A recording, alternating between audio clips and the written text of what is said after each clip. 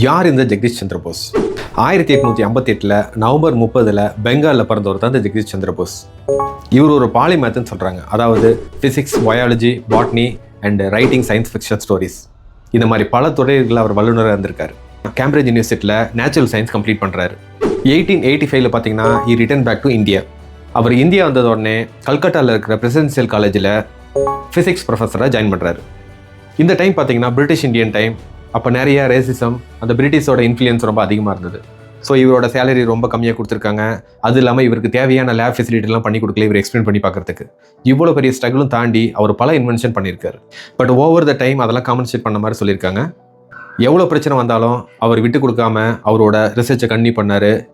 1895 பார்த்தீங்கன்னா அவர் ஒரு பிரம்மாண்டமான ஒரு இனோவேஷன் பண்ணார். அதுதான் ஒயர்லெஸ் கம்யூனிகேஷன். உங்ககிட்ட எல்லாம் கேட்டால் ஒயர்லெஸ் கம்யூனிகேஷன் யார் கண்டுபிடிச்சான்னு கேட்டால் மார்க்கோனின்னு சொல்லுவாங்க. ஆனால் மார்க்கோனிக்கு முன்னாடியே இவர் கண்டுபிடிச்சிருக்காரு, அதை ப்ரூவும் பண்ணியிருக்காரு.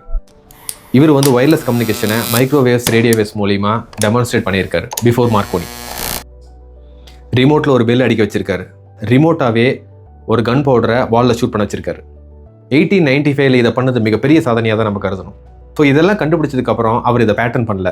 ஏன்னா சயின்ஸுங்கிறது ஒரு நாலேஜ், இது எல்லாத்துக்கும் ஃப்ரீயாக கிடைக்கணும் அப்படிங்கிறதுனால. இந்த மீன் டைமில் பார்த்தீங்கன்னா மார்க்கோனி இதை பேட்டர்ன் பண்ணி இதை அஃபீஷியலாக ரிலீஸ் பண்ணிட்டாங்க. இந்த மாதிரி இன்ட்ரெஸ்டிங்காக பல விஷயங்கள் நீங்கள் தெரிஞ்சுக்கணும்னா என்னோட சேனலை சப்ஸ்கிரைப் பண்ணுங்கள்.